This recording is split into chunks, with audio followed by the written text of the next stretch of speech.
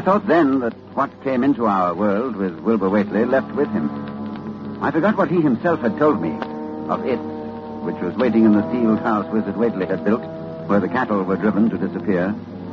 But Wilbur Whately left a diary, written in a strange alphabet resembling Sanskrit. And I worked off and on for weeks to decipher it. And finally, I read the following passage written by Wilbur when he was no more than 8 years old. That upstairs is more ahead of me than I had thought it would be. It is not like to have much earth brain. I can see it a little when I make the sign or blow the powder of Ivengatse at it. And it is like them I see Halloween on the hill. I wonder how I shall look when the earth is cleared and there are no earth beings. Maybe like that upstairs looks, which has no body, even fed with all the blood.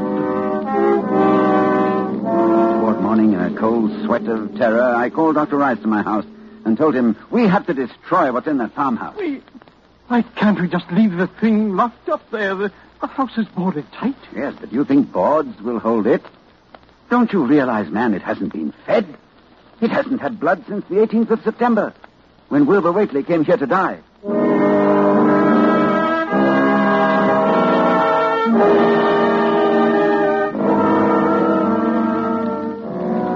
We left for Dunwich that night, and we've been here on Sentinel Hill ever since, working desperately to discover the formula in time. But a week ago tonight, shortly after dawn... Yeah, hello? Dr. Armitage, this is Lem Brown. I was just up beyond the glen, Doctor, looking for cows I lost last night. Yes, Lem? Well, Doctor, something's been there. Smells like thunder, and there's prints in the road. Great round prints, big as barrel heads, like a elephant has been along. Anything else, Lem? That's all I see. Except bushes and trees pushed back from the road, like a house was drug along. Oh. Did you hear anything? Yes, long toward morning, I heard a sound over toward Whately's place, a kind of ripping or tearing of wood, like a big box was being opened up. Chancy, you heard it too. Lem, who lives nearest the Whately farm? Why, that'd be Elmer Fry's place. Oh, he's on this line too, isn't he? Hang on and I'll ring him.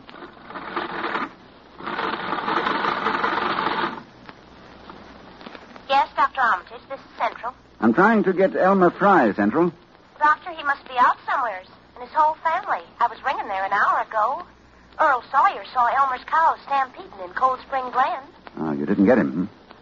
All right. But if you hear or see anything more, let me know. I'll be here working all day. Rise. Oh, wake up. It's loose. It's out of the house. One family gone already. We have to work. Pray God we find that formula in time.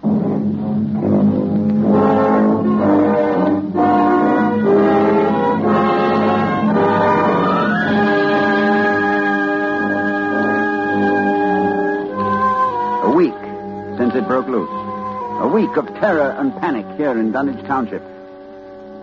Each night it moves about the countryside, leaving the trees crushed in a 30-foot swathe, as though by a moving mountain, leaving its monstrous tracks and a trail of tarry stickiness, leaving crushed and gutted farmhouses and whole herds of cattle drained of blood. Well, ladies and gentlemen, that is the story to this moment. And tonight is Halloween. Tonight we are here to... Oh, just one moment, please. Dr. Rice, did you hear something? With the window closed, no. Well, we'll throw it open. I thought so. Listen. The sound from 1,000 bending trees. A sound like the sea moving across a forest. Yes, it's coming here, of course.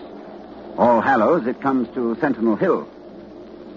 Dr. Rice, I'll try the formula and the powder from the altar stone. I want you to stay here at the microphone and report what you see. Very well, Dr. Armitage. Oh, wait a minute before I go. To any scientists who may be listening to me, if I fail, there is a possible alternative formula in Falconer's Mystical Formulae of the Middle Ages on page 24. Listen. Well, there are the whippoorwills. I better get out there. Take over, Dr. Rice. Yes.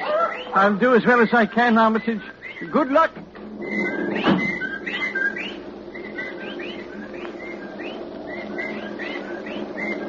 Ladies and gentlemen, Dr. Armitage is climbing to the top of the hill, to the altar stone. I can see him plainly, for the moon is high and the night clear. Down the hill, toward the dark village, I can see the grasses and shrubbery bending down, marking the monster's ascent. It moves quite fast, and I feel a proximity to phases of being utterly forbidden. Now, Dr. Armitage stands now on the altar stone and is holding the powder which, if the books are correct, will make this thing for an instant visible. It is quite close to him now, perhaps 20 yards or less. He lifts his hands. He flings the powder in a wide arc. I can see... Oh, no! No! Dr. Rice. Come in, Dunwich. Ladies and gentlemen, this is your suspense announcer. Due to condition... Oh, just a moment, please.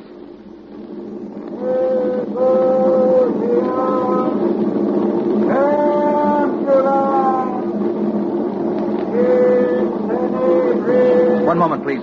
Dr. Rice, can you hear me?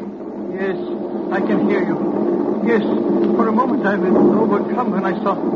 Ladies and gentlemen, perhaps you can hear now the incantation of Dr. Armitage. Listen.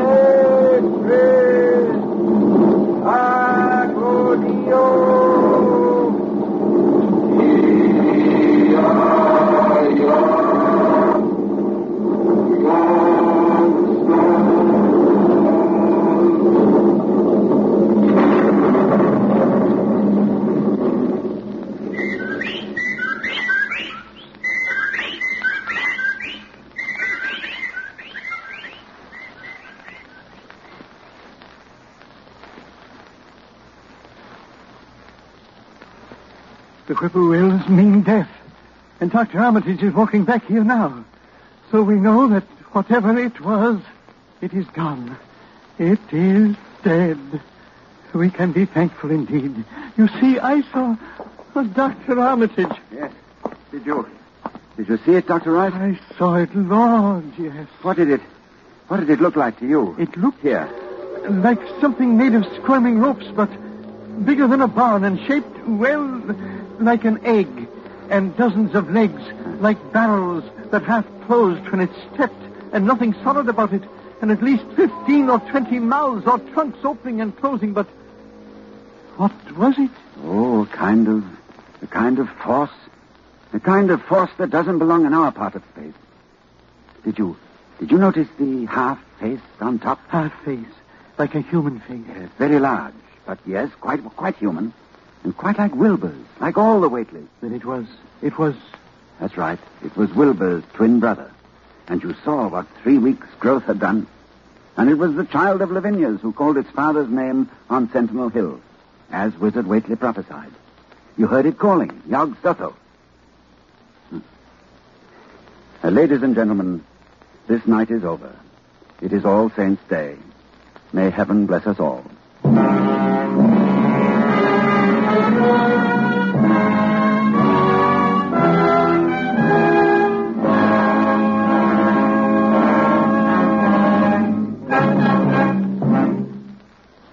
The Dunwich Horror, with Ronald Colman as your star of Suspense.